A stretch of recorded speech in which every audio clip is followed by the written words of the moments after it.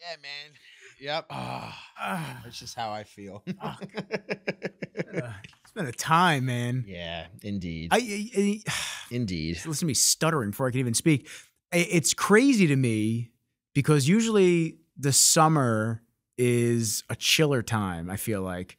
Things aren't going as hectic, like everything's kind of just chill. And then everyone scrambles in the fall, and then everyone's dead stop, don't want to do anything late December because it's Christmas and Hanukkah and then New Year's. And obviously going into January, then your business picks up as personal training and gym-wise. But I don't know. I can't put a gauge on my industry, at least. I can't put a gauge on like the up season, down seasons. It's always different. September is a weird time because everybody's transitioning from the hot weather and they're transitioning to going back to work.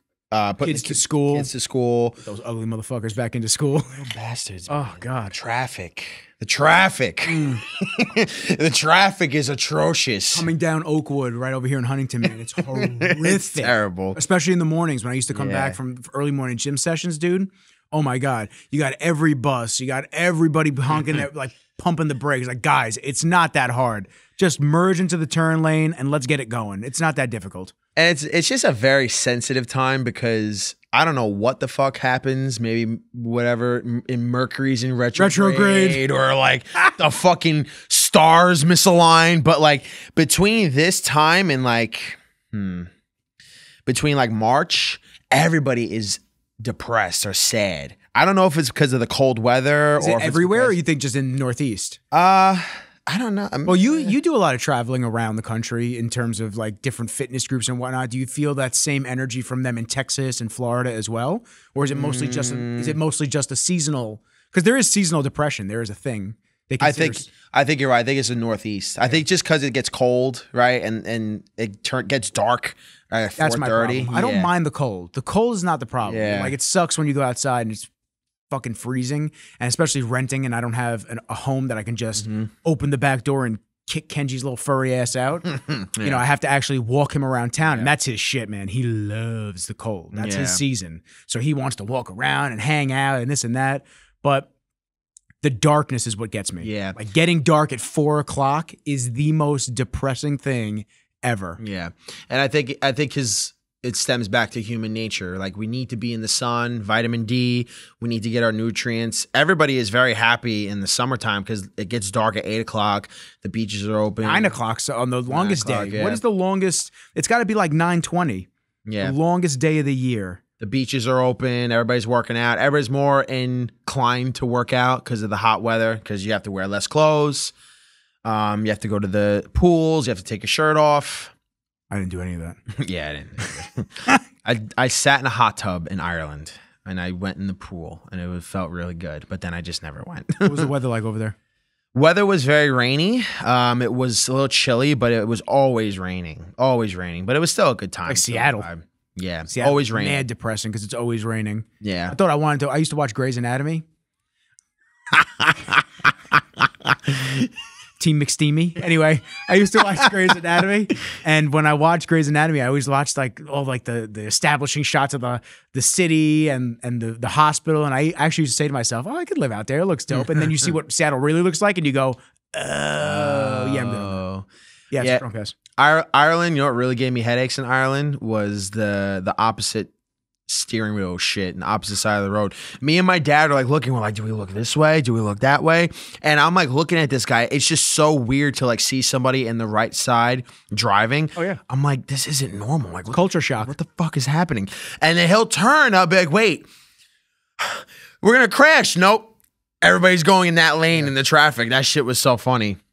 But that shit gave me headaches. Yeah, it's weird. And what I find strange about that is that they don't do that everywhere in Europe. It's UK, Ireland, and then where else? Because I know Italy. Italy doesn't do it. No, it's like very selective few countries that do that. I don't know. On the left side of the road. Australia. Oh, it's all former British colonies. That's why. Oh, that makes sense. That makes sense, yeah. Australia, India, Jamaica. They do it in Jamaica. I've never been to Jamaica, so that makes sense. Kenya, New Zealand, South Africa, Hong Kong, a former English territory. Not British colony. Interesting. I can't. We were United Kingdom, Ireland, Malta, Cyprus. We were thinking about renting a car, me and my pops, but I could not. Like I would, knowing me, I would go in the wrong Now your brain would be having yeah. like short circuits. Yeah. Yeah. It says Japan's another country that drives on the left side of the road, even though it wasn't colonized by the British. Some say this is because the first cars imported to Japan were British and the habit stuck. Others say that the left side passage was prevalent during the Edo period, 1603 to 1867, when samurai ruled Japan.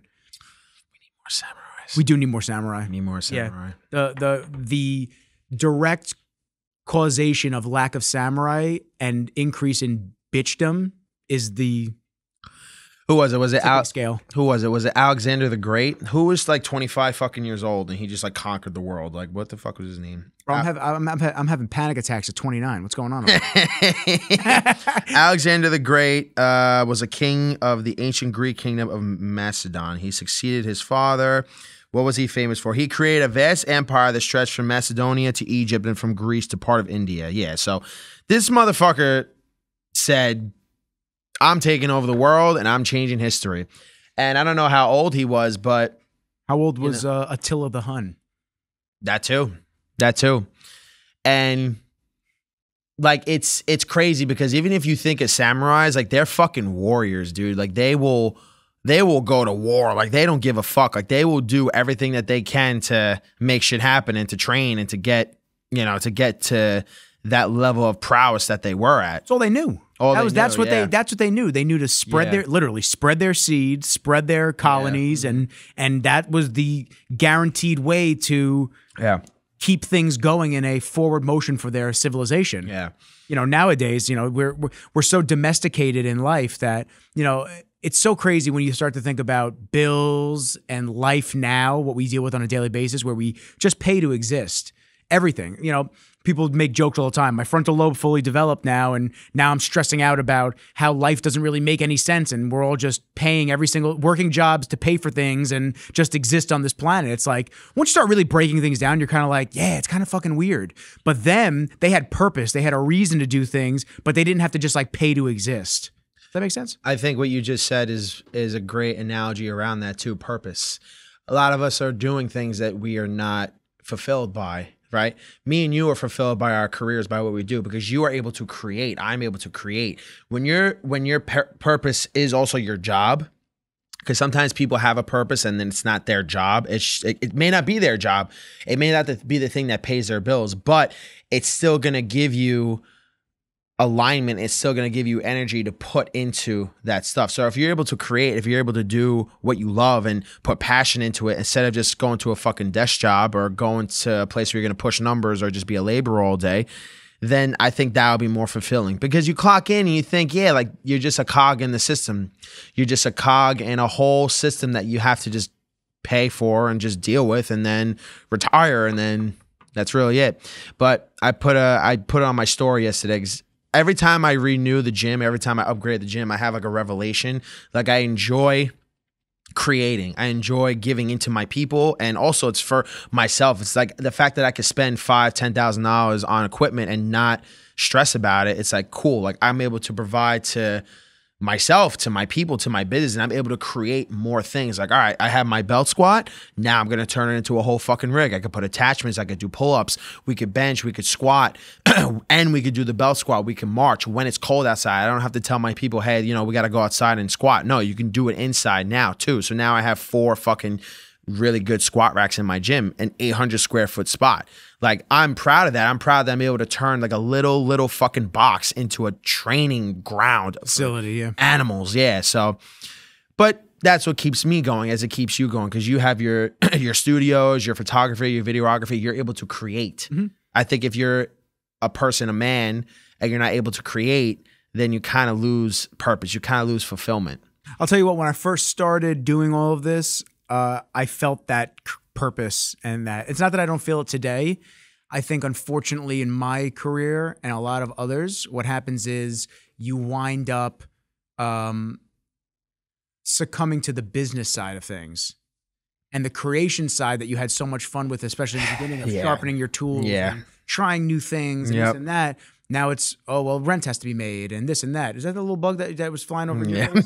He's over to me now. Dude, everywhere I fucking go. What's up with these things? Everywhere. I don't even have any food in here. Dude, everywhere I go, like restaurants, my gym, wherever, there's just like these little fucking flies. Okay. Yeah. It's really gross, but I'm gonna say what I've done in the past. Because you can't just swat them away, because they for some reason just are so fixated on going in your face. You eat them? I usually go and then spit them out. Yeah, got you, bitch. And go, and you just spit them right out. That's great. Little fucking thing. Yeah, got you, motherfucker. That's mad funny. But yeah, that's the problem, and I've spoken about it a bunch of times on the podcast and just in general with other people, other entrepreneurs that reach out to me like, yo.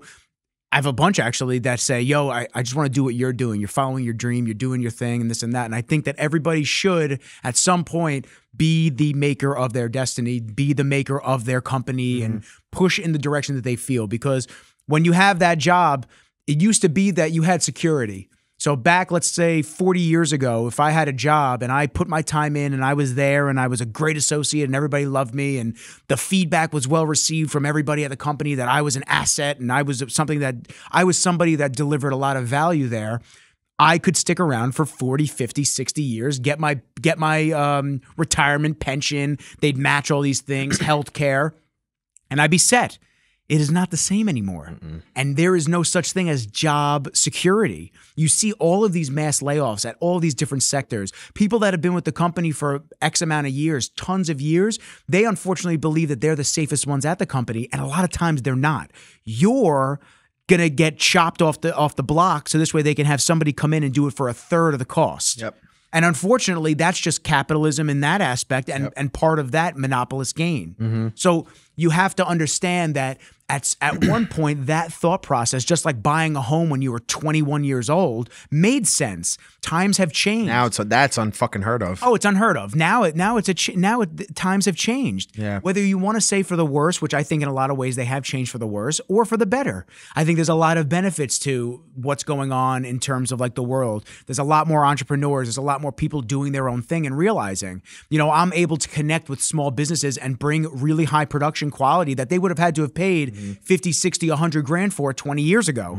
Now we can do budgets of $10, $15, $20,000 and we can yield content for months. Yeah. So that's a lot of benefit that I bring to the table for a lot of these companies. And that's why my retainer clients, I'm always so appreciative of constant monthly stuff that we're able to do. Yeah. Whereas it was out of reach for a lot of small businesses years ago. So there's a lot of benefits that have happened with the continuation down of like making things more affordable in that sector. But now we're seeing the rise in costs, which a lot of people want to blame inflation. I do believe inflation plays a large role in it, whether that's created inflation or actual inflation.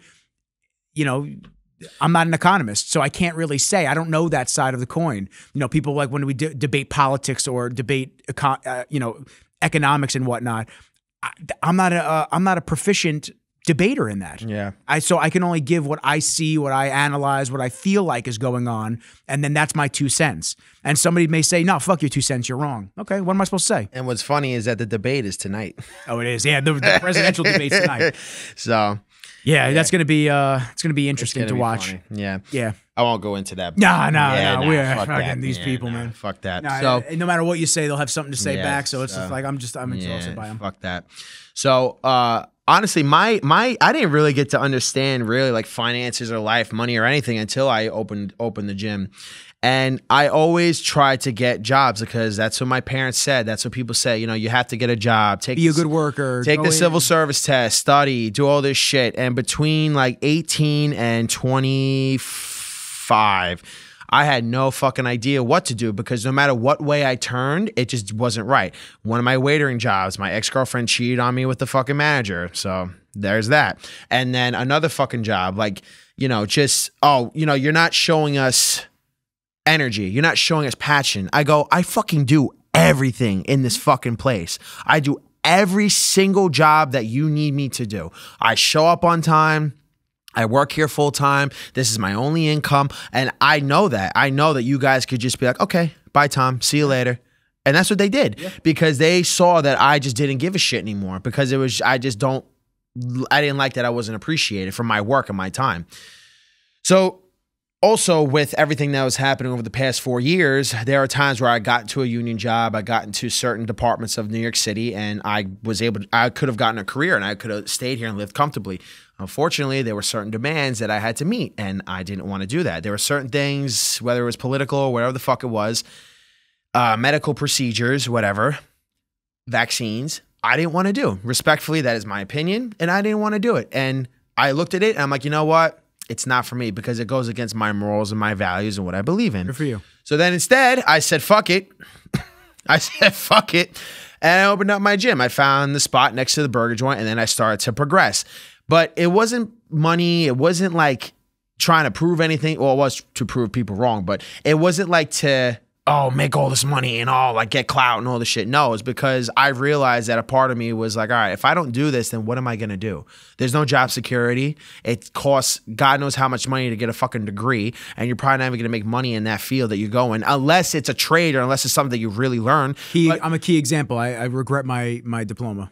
And it's unfortunate. It's unfortunate because you cannot use that stuff. So it's like, unless you're becoming something that is high in demand or you're becoming something that you can use with your hands, that's what my mom and my dad taught me, then what the fuck are you going to do? So I opened up the gym, and and listen, am I making millions of dollars or whatever? No, but I'm doing what I love. I do what I'm passionate about. I'm able to create. I'm able to get people strong. And it stems back to what we said before. I think that is what gives people most purpose in life. You need to do something that you're passionate about. And you need to realize that, yeah, you got to handle your own shit as a man, as a woman, as a parent, as a business owner. Because if I stop showing up to Strength Factory, who the fuck is going to run the gym? Not Pooch, not O'Furley. They have their own shit. They have their own shit to do. They have their own lives to worry about. It's me. I have to show up. I have to do my shit. And if I don't show up there, right, I could take a week off because I appreciate everybody that comes into my gym because they take care of the space. You know, I'm lucky to have that, but I can't take a month, 2 or 3 months off. I can't do that. If something breaks, who's responsible? Me. If I want to upgrade the gym, who's responsible? Me. I'm not going to my dad, but hey, Dad, can I get $10,000? No, it doesn't work that way. So, damn, I wish, man. I'm over here paying my dad's life insurance policy because he won't. Yeah, fucking awesome. Yeah. And it's tough, but are there good positive notes to it? Yes, and that's what I like to focus on. But I think just doing something you love and something that you can create, that's what makes life a lot fucking easier. And the funny thing is, you can make 10 times the money that you can make.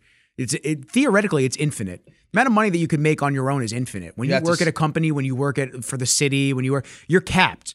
Like, especially when you want to become a cop, some of this most dangerous work in general, I'd say, you want to become a cop, what do they start you at? They start you at like 80 out here? In the city, I mean, I don't know. I think the city, it's what, like 50, 60 a year? 50, 60 a year. And then, they go, but you can hit that cap of like 110, 120. It's like, bro, that's not even enough to make anything anymore. No, it's not.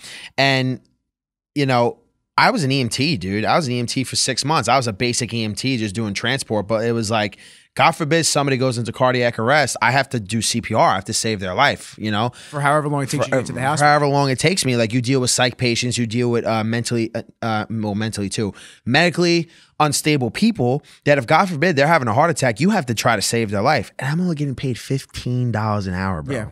But $15 an hour. But all the NFL professionals, they all just got extensions of $120 million and this and that. It's amazing to me. I have this debate mentally constantly when I see these contract extensions. I'm like, oh, good for them. That's awesome. Like, you're getting paid that much. But I just go, in what fucking dimension do they need that much money to play football? Like, yo, your job is intensive. You're an athlete. You are expected to perform. And if you can't perform, then you are whisked away and shoved aside. Is it a life necessity? Dog. No. What is that? Dude, right now. I'll tell you right now. Because I was... shout to Dak Prescott. You're on my fantasy team. But besides that, I don't think you're worth the money. They get paid so much fucking money. But wait. Perform. You need to win for me. You ready for this? Okay. Because I know you probably you don't follow it, which is fine. Sports day now. Yeah, it's okay. No. So Dak Prescott is the quarterback of the Cowboys. Okay. All right. He agrees to terms on a 4-year contract extension. Mm-hmm. How much do you believe that 4-year extension is? So 4-year contract extension. So that means he's still on the team. Yep. But how much did they pay him for that extension? To continue the team, I'm going to say $150 million. More. $300 million. Lower. 250? 240. Jesus Christ. 240 million for 4 fucking years. Yeah, that's fucking crazy. And the dude that's trying to keep somebody alive and keep their fucking heart beating is getting paid $15 an hour. $15 an hour, yeah, Sick. man. And like, even, he's getting paid 20. He's getting paid. Oh, a year.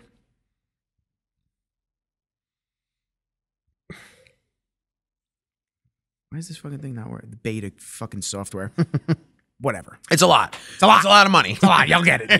Y'all get the It's like what? Like fucking $100,000 a day. Some shit. Now I need to know. Yeah. Not a day. I need to know. I fucking.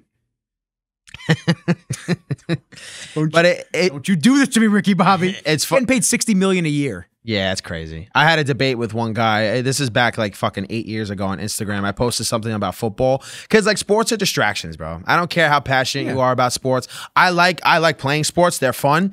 Like I like being an athlete more than anybody else does right now. Like I compete in strongman. I love jiu-jitsu. I love all that stuff. Like there's different parts and plays of everything. Like jiu-jitsu is like self-defense, survival. While playing football, is it a necessity? No, it's not. It's not. Like, all right, cool. You're performing and you're playing a sport. Great. Love it.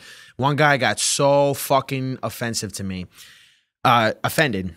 Mm-hmm. He got so offended, and I go to him, I go, dude, like, I'd rather watch UFC and fighting and jiu-jitsu than playing football, like, than watching football. Like, to me, it's just boring.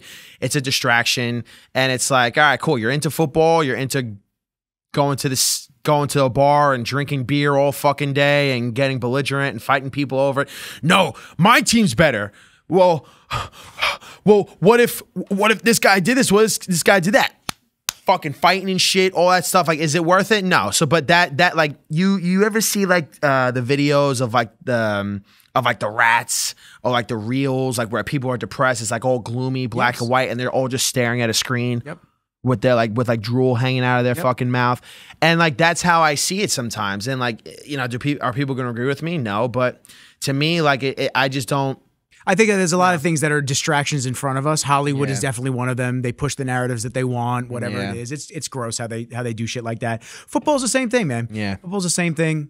They push the narratives that they want, especially on the political side of things. Yeah. And it's very tough to stay engaged watching and this and that. When you see it all, it's exhausting sometimes. It's like, bro, you're getting paid $240 million to play. Bro, throw the fucking football. Like, just in general. Like, just throw the football, do your job, like whatever. But once again, we go back. It is a distraction. A lot of this shit is. And truthfully, the same could be said about the UFC and whatnot. Yeah. Every Saturday night, we got to watch our people fight. Yeah. But the craziest thing that I see, and I saw it all weekend, because obviously football is back and this was the real first weekend. The Chargers and the Raiders fans, I think, they were brawling at the stadium. Yeah. Brawling. Yeah, man. For what fucking reason? I can't emphasize this enough. For what reason? You are grown fucking men wearing the jerseys of other grown men on your backs, and you're fighting about, double-handed jerkies. And you're fucking fighting over who threw the fucking ball and caught it better. You look like the biggest asshole I think I ever. Not only do you look like a cuck, but you look like the biggest fucking loser ever. We're going to fist fight outside the stadium because my team didn't do as good as the other team. It's like, bro, you got to get your priorities straight, brother. Yeah. And if that's not even a bigger wake-up call to get your priorities straight, you got to control that drinking, dog. Because no sober man who is sane, key points, no sober man who is sane is going to sit there and go, but my quarterback is better. Really? Yeah. That is so pathetic. It's childish. Bro, it's so scary. Yeah. It's so scary. Yeah, it's and bad. it happens on a constant basis. And the same could be said for let's minimize it a little bit. The same could be said for the dads that fist fight each other at the children's games. They're the weekend warriors, bro. You're gonna fight another dad at a kid's baseball game. Grow the fuck up. It's ego. First off, that's pride. also 9 times out of 10. I bet that's somebody that also has never done a martial art or done some type of actual physical training like that. Because dudes like that always have more self-control. When you're a fighter, you don't ever want to get into a real fight. No. Ever. You don't. The more I ever. learn about jiu-jitsu, the less I want to actually use it. Yeah, bro. Because I think about it. Sometimes I've never been into an actual street fight before ever. I've never had to defend myself or like my my family or anything. Thank God. Now we're gonna have to beat the fuck out of somebody at ramen. Yeah, Great. it's gonna happen. And a week later, I'm beat the shit out of this guy with the ramen. This guy. And eat all the fucking noodles too. So like, I always think like if I ever get into an altercation or if somebody ever like starts with me, it's like, dude, I could fucking kill you, bro. I could literally fucking just break you apart piece by piece. Like I'm strong and I know jiu-jitsu. I know how to punch. Like if I get my hands on you, you're done. Yeah, unless you knock me the fuck out, that's it. I can literally kill you. I can tear apart your knees. I can destroy your elbows. Oh, could you imagine actually just ripping an armbar without worrying about somebody tapping? Oh my God. Just rip it? I could fucking twister you. I can destroy your spine. Like I'm getting very vivid, but anybody else getting horny? But but that's how scary it is. Like people don't understand that, but I don't ever want to get into a fight with somebody because I would feel bad for them. It's just like, dude, like you don't know what you're talking about. Picking apart a child. Bro, you don't know what you're going to get yourself into. You're going to get hurt and you're going to get fucked up. I'm going to break you apart piece by piece. And you look at it, it's like, it's not worth it. You could call me a pussy. You could call me bald. You can call me fucking whatever the fuck you want. You can make fun of my appearance. Oh, okay. You could disrespect me, right? Oh, you're saying that's the insults are going to do it. I thought that was what people were going to say about you for saying you're turning down the fight. I was like, bald, what? Like, you know, like people would like talk to somebody and they'll attack their physical appearance. Well, like, Nick, that's all they have. Your blue eyes are gay, bro. Wow. Your hair is just not clean. And whatever. So it all comes out.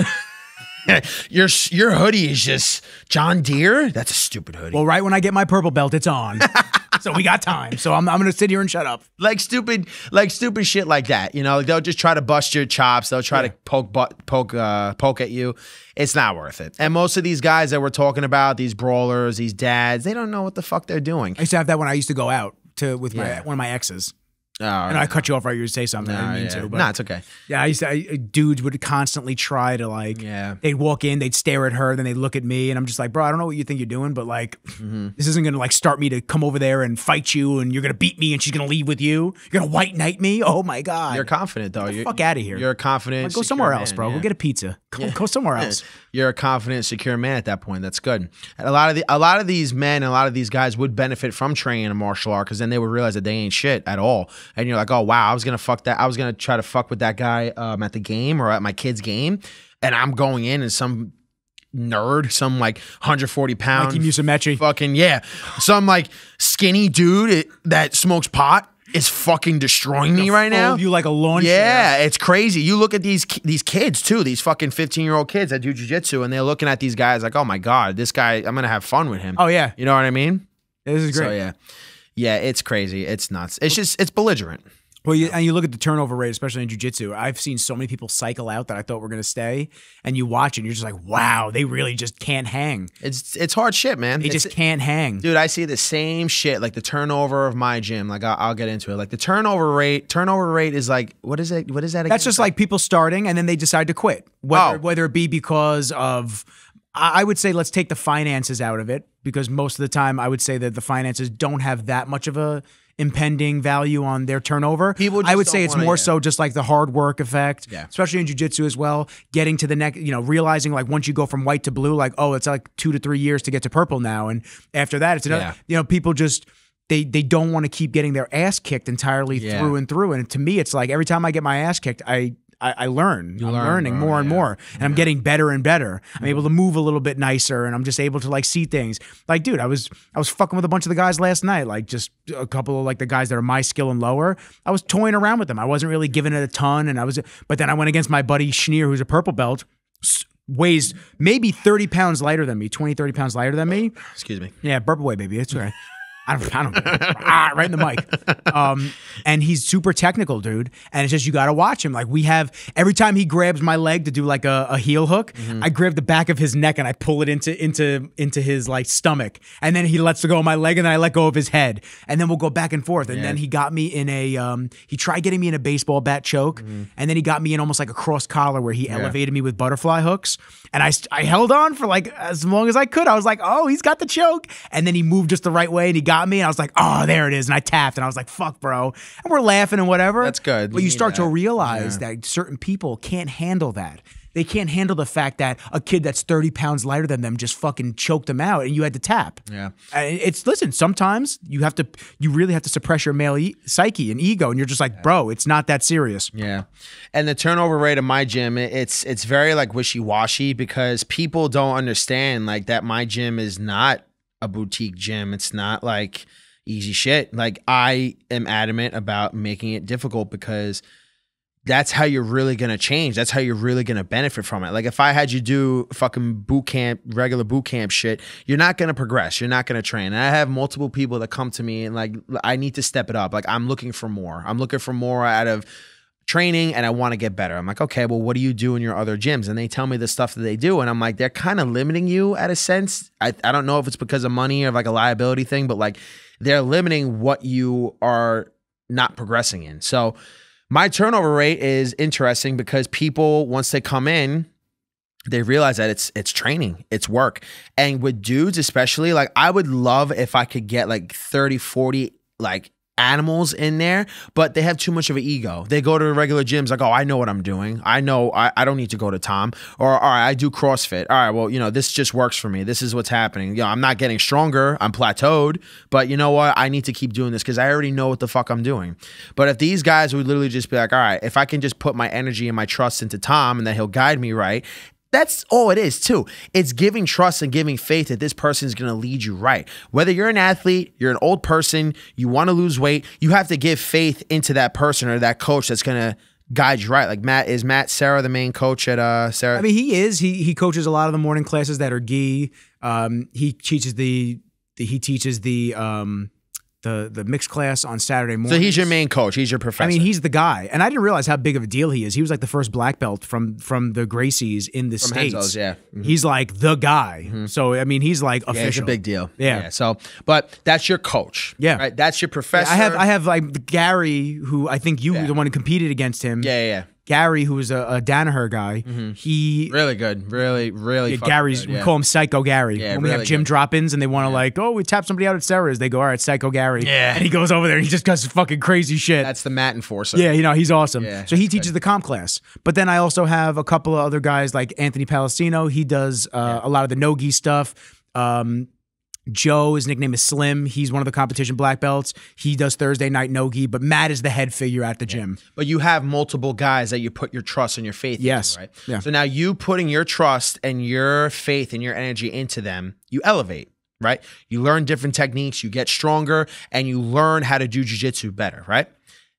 That is a perfect example of with men, you have to give your faith and you have to give your trust into somebody, right? If you don't, then you're just going to keep batting like this, combating yourself, and you keep wondering why you're not getting better. Why are you not getting better? If your way of doing shit is so great, why are you plateauing? Why aren't you going up in weight? Why are you still fat?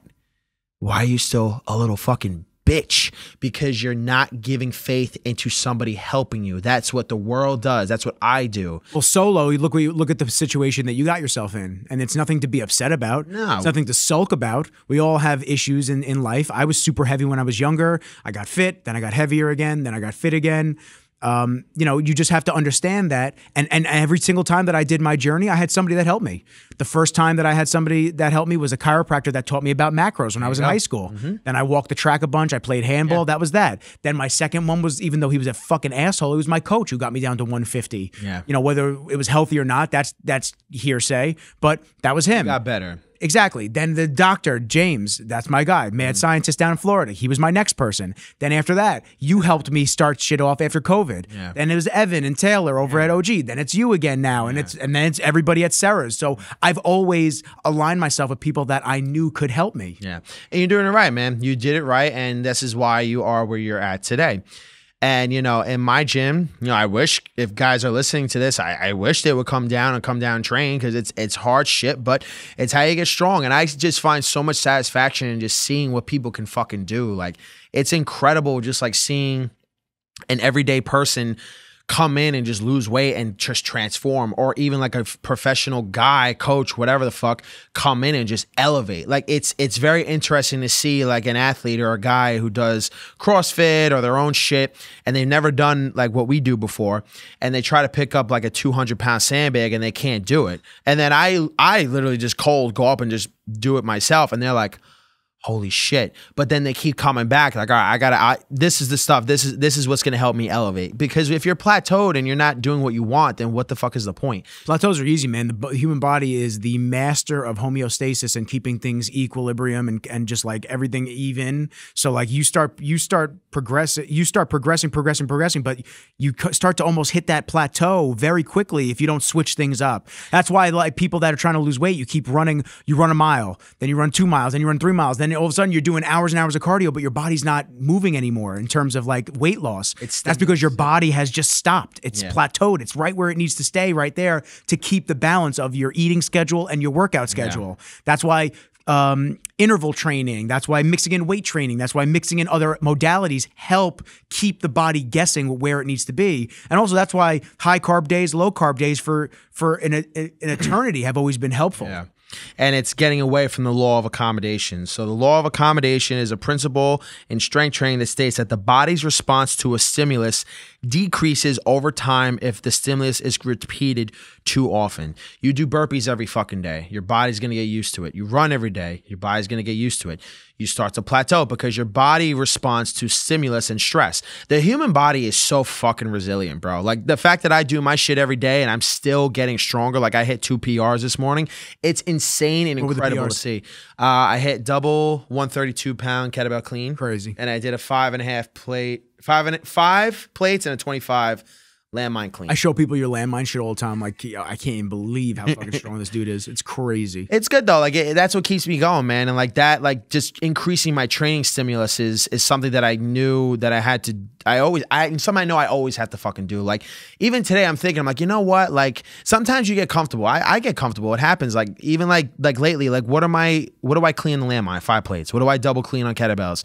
124. I'm like, all right, let me just fucking go for it. Let me just step it up. Sometimes even I get in my head, I'm like, you know what? Like I'm getting used to this shit now. Like I need to force myself to just do heavier weight and just to up my stimulus. Am I repeating the same actions? Yeah, but like even just going up heavier in weight. Like I have a client recently that he's never swung above a 40-pound kettlebell, right? He started with me. Double swing?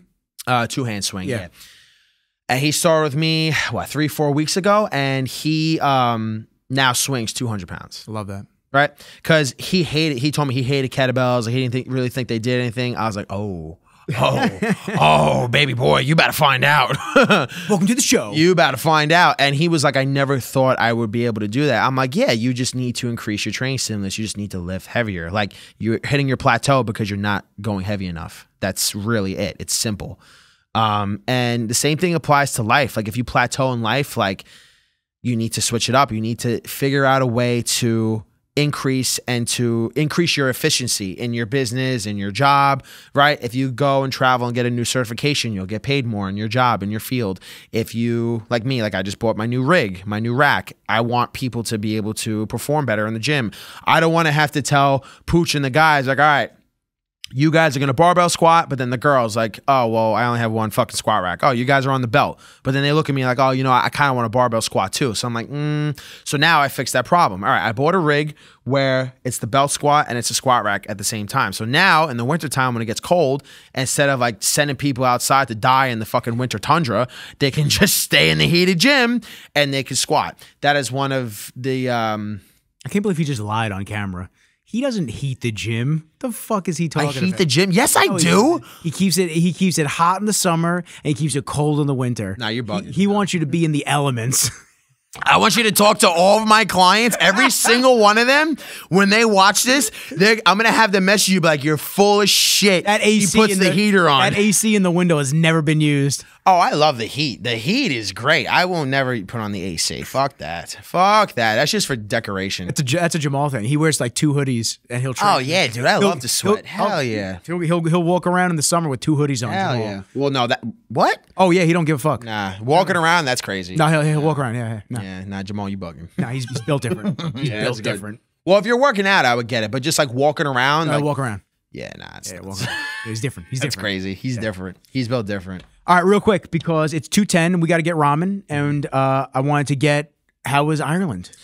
We haven't great. done a podcast. I still have to get that episode that we did out prior. I'm gonna bang that out probably in the next week once the move is done. Thank you. I love you, bro. I have to get going on that because I want to get that last training session out there. But how did Ireland go? You and Papa did Jules. Yeah, man. Ireland was great. And honestly, the best takeaway from that trip was just spending time with my dad, man. Yeah, like awesome. it was a great trip. But like spending time with him, and like he can't stop talking about it. He loved talking to all these people and just meeting different people, seeing different culture. Ireland was good. Getting there, I wanted to fucking kill him because it was a 5-hour difference. And when we got there, it was like 5 o'clock in the morning. So we just flew for like 6 fucking hours. We were supposed to land at 12, but it was really 5 in the morning. I have to sleep. So he was like, oh, we'll stay up for another 8 fucking hours. I go, absolutely not. No. So I had to spend, I had to find another hotel and we had to sleep for like 6 hours because I only want to book for the morning. But we started walking around. We started to see the culture, everything, like people drive on the other side of the road, different shops and how they were. It was very cool. It was fun. The competition itself, it was fucking grueling, bro. It was so hard. Like I looked at the weights, but I didn't realize like how fucking hard it was. I hung with the best in the world. Like, listen, did I come in last? No, but I did beat a good handful of guys in events, and I still held my own in the best in the world. Like these motherfuckers were from South Africa, from Australia. Great, nice And guys. they train for this. This is their thing. This is their shit. That's their thing. And like the hardest things for me, like, was just not getting hurt. Like 600-pound farmer's carries, a 300-pound Husafel fucking carry. The yoke was the hardest thing, bro. I have never put more than 505 on my back to jump another 150 pounds. I thought my fucking spine was going to snap in half. Yeah, but the compression was crazy. Yeah, but you know what? I grabbed my balls. I said, you know what? Fuck it. I don't give a shit. I'm going out and I'm doing it. I kept dropping it, but I'm not a quitter, bro. I'm a fucking samurai. I'm a fucking warrior. I will die before I quit. I don't give a fuck. So I went out there. I lifted it up. I walked a couple steps, dropped it. I lifted it up again, walked a couple steps, dropped it. I'm like, you know what? I got heart. I may not be able to do this, but I got fucking heart. I did it one more time. I took 2 more steps. I felt my spine. I was like, psh, no. But I gave it my all. I was happy about it. You didn't pinch anything, right? No, thank God. Good. No. The events. I know that's super easy when you have something like that. Yeah, bro. You just move the wrong way and you tweak some shit really easy. It's scary, bro. And a lot of guys got hurt. One guy, it was the 660-pound yoke into a 250 axle bar press. So axle bar press is standing? Axle bar, yeah, it's like a barbell cleaning press, but it's the thick grip, the axle. So the event was and you're doing the shit in a minute, bro, a minute and 15 seconds. So you're taking a fucking 660-pound weight on your back, running with it, and then you're going into a cleaning press. And this guy clean and pressed it over his head, dropped it behind him, and it smashed on his foot. He broke his foot. It was like this. They had to get morphine, ketamine. He was fucked up. He completely shattered his foot. And then the same fucking thing happened to somebody else. This guy did the same thing and fucking destroyed his back. I don't know how it hit his back, but like it came up behind his head and it fucking smashed his back. And this is what? Clean and press, the axle bar. Oh, the axle bar. Yeah, dude. So they threw it over their heads. And they went. How's it hitting their foot? I think it like rolled behind him, and I think like he maybe was like in like a stagger. Maybe he was in a split. He tried to split jerk it and he dropped it behind his head. And he couldn't take his foot out closer. And another guy like ruptured his ankle by carrying the yoke. So honestly, the second day, I was like, you know what? I'm just trying to not get hurt. I was sore as fuck. I had bruises all over me, my fucking biceps, my legs. And even everybody's like hitting me up. They're like, yo, the shit you're doing is nuts. Like the shit you're doing is unfucking believable. And one guy came up to me. He's like, dude, you're doing shit that not even 1% of the world can do right now. Like that is fucking insane. And it's also really cool because the way I train, my unconventional training, it really helped me do everything. The only thing I couldn't really do was just the clean and press. Everything else, I moved. I moved the deadlift. I moved I moved the farmer's carry. I moved the yoke. I moved the Husafel. Everything. It was fucking sick. And I didn't come in last, but I came in. I beat a couple of the guys in the events. So that alone was just a fucking invigorating experience. Was I shot? Yeah, because you do an event and you're chilling there for another 3 hours. You do another event and you're doing all this shit just for really 10 minutes of work. If it was like back to back to back to back, then that'd be cool. But I feel like you'd be gassed though. I'd be gassed. So you almost maybe if it was like an hour between events. If it was like an hour, that'd be fucking cool. But overall, the experience was amazing. It was great to be on that stage. It was so nerve-wracking. Like, I never thought that I would have the balls to go and do that. Because, like, there were times where I couldn't even talk on camera. Like, if you asked me to do this when I was, like, 20, 21, I would be like, no, absolutely not. But, like, I'm thinking to myself, I'm like, all right, I might fail at this. Like, I might just fucking embarrass myself. And I did my first event. I couldn't even do the first fucking log. And then the second event, I did that shit like nothing. Everybody was like, oh, shit. Log? The log 600, press? Yeah, log clean and press, yeah. And then the second event was the timber carry, which was 617 fucking pounds. Only 4 guys could do that out of the 19, I think it was. And it was cool. It was great. And, you know, it was cool meeting other people, other guys. I was amazed by these fucking guys, dude. I could not believe the shit that they did. A 600 fucking pound straight bar deadlift on a Kratos bar. This thing is, I don't even know, it's like 11 feet long. And the Kratos bar? Kratos deadlift bar. The whip. Like Kratos from God of War? Yes, Cerberus strength, yeah. So the whip of it was insane. And the bar is so fucking big. These motherfuckers did 600 fucking pounds on this fucking bar. I was amazed. I couldn't believe it. I go, holy fucking shit. The world famous Cerberus strength Kratos bar. Yep, that's it. It's a really bendy fucking bar. Does that make it harder or easier? I have no idea. I couldn't even fucking move it. I couldn't even deadlift it. I couldn't even lift it up. And how much was on it? 600 pounds. And what's your normal deadlift? 505. Okay, so yeah, it was. It's a 100-pound jump. I can't. Some people probably don't think that that's like that big of a deal. 100-pound jump. It is. Yeah, it's a big jump. It's man. a big jump. So the Kratos bar is a 10-foot long barbell designed for strongman competition by Cerberus Strength. It's designed to provide maximum whip and flex, and is more. That's definitely a typo. That's definitely a typo. Lithe? Yeah, I guess it's light. Yeah, it's more light than other bars, which can present a new. No, lithe. What does that mean? Lithe. Lithe. Which can present a new challenge for lifters. The bar's features include lithe meaning bending, readily, pliant, limber, supple, flexible. Okay, yeah. So it's just whippy. It's flexible. Yeah, it's whippy. So warranty comes with a 3-year functional warranty. Great. It's awesome. I'm about to buy this. Thanks for summing that up, AI. Back to work, you fucking stupid computer. I didn't need to know the warranty. So, yeah, I met a lot of cool guys. A lot of the guys came up to me. They were very, very encouraging. And one of the guys like asked me to sign his shirt. He's like, "Yo, I want to honor all the guys that competed. Like, can you sign my shirt?" I'm like, wow, that's gangster. I love that. It was such a cool experience. And my dad hasn't been out of the country. I don't even know how long. But it was cool. He can't stop talking about it. He talked to every fucking person there. Good for him. He was there literally for 12 hours straight, just like filming me and like talking to everybody, watching all the events.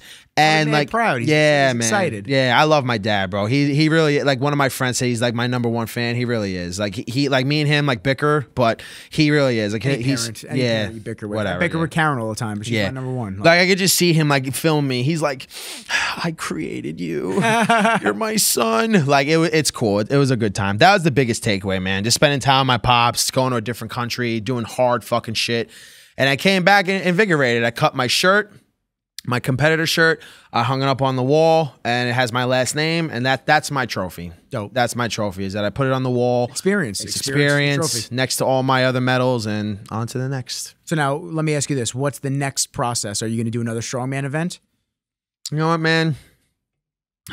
I don't know. I want to do a lot. Honestly, I want to go back to school to do massage therapy. Okay. I want to start going towards more of like recovery and like the holistic shit with training, with fitness, because, you know, training people, do I want to do forever? No. Do I want to train? Absolutely. But I think eventually I want to start going more the route of like massage therapy, cupping, Graston, scraping. I want to start doing more of that, really learning about the body and how I can help people not just move better, but like feel better too, and getting strong.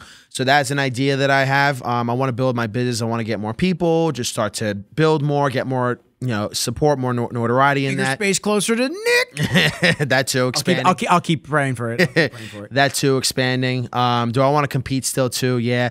It's just tough, man. Yep. It's tough by yourself. It's tough, like, as a dude, as a man. Like, you want to do all these things. You can only focus on so many things. Yeah, dude. We all want to do. Tough. I want to play guitar. I want to get good at jiu-jitsu. I want to weight lift. I want to run my business. I want to take care of Kenji. I want to find a romantic partner. It's just like, there's only so many things we could do. I want to play the new video games that come out. There's like only so much I could do in a day. Yeah, man. So it's tough. All my efforts is really just building myself up as like the man that I want to be in my career, just providing more, being more valuable, like, to people, like just being more valuable to myself, to my relationships, to my friends, to my clients, to my family. Like, that's what I really want. And that's what keeps me going. It's just like constantly elevating, constantly learning new things. I can't get stagnant. I'll lose my mind. I cannot get stagnant. If I plateau, there's a problem. Yeah, it happens so easily too. If I'm in the same place as last year, that's a problem. If I have the same equipment as last year, that's a problem. And like, I don't care what people say. I think that's what keeps a lot of us going, is the constant, like, wanting to get better and progress. And some people are like, oh, you should be content. You should be happy. You should be comfortable. Maybe I don't want to be. Maybe I want to continuously progress. Maybe that's what's going to keep me alive. Maybe that's what's going to keep my fire to keep going and to keep pursuing shit that I want to do. Yeah, do I want to be comfortable eventually? Yeah, I want to be able to lay down, play my video games, and watch TV. Of course, but when it comes to work, I want to keep working. I want to keep progressing. I don't want to grow old and just sit around and not do anything. Be fucking 65 years old and then just rot for 30 more years. I don't want to do that.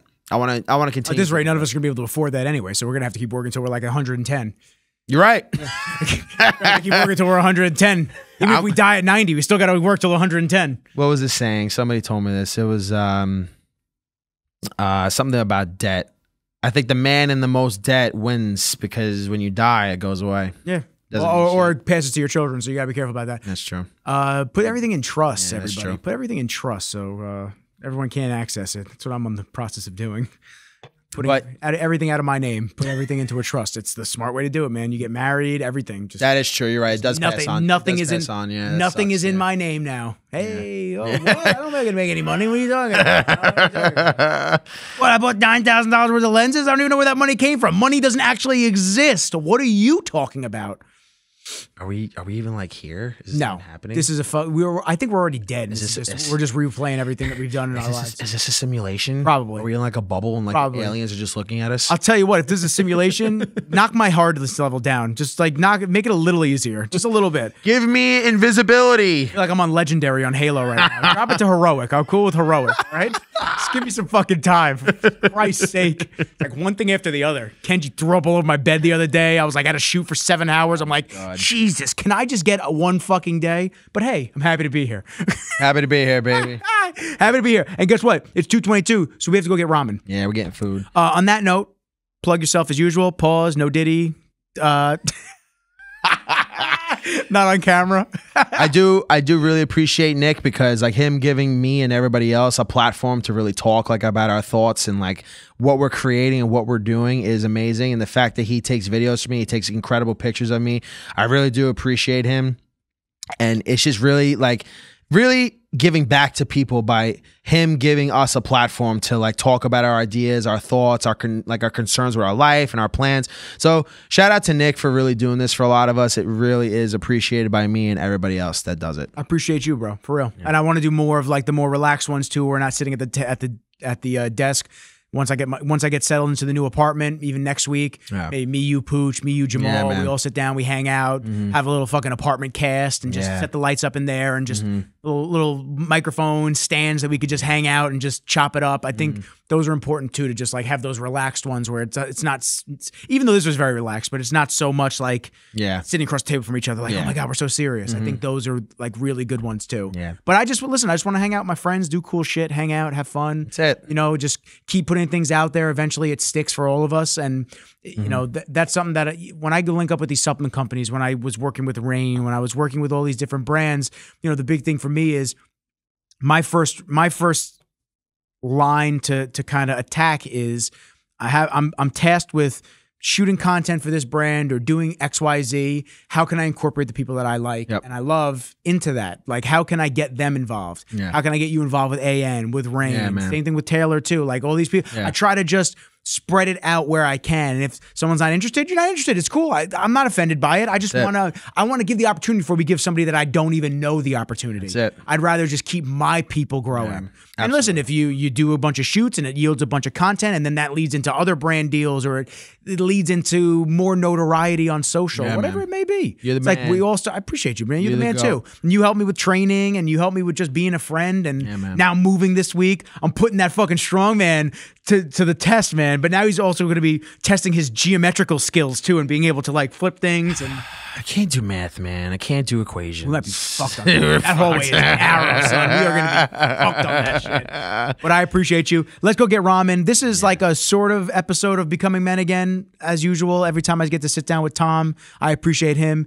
Everybody, it's been a little while since we did a podcast. We're going to be doing them regularly again. I have one coming up this weekend with Marina. We're going to be doing regular ones with Marina, specifically on the topic of breast cancer and cancer as a whole. Wow. We have guests coming in that are not only doctors, but survivors of cancer that we're going to be showing their journey and talking about some of the things that they've gone through. That's fucking cool. Yeah, so where we could show what you should and shouldn't do in their expertise and experience living through it. I'm very excited about that. I'm not going to announce the title of our segments with her until she's present with it. It's I'll tell you off camera. It's pretty cool. But so we should be recording our first episode this Sunday.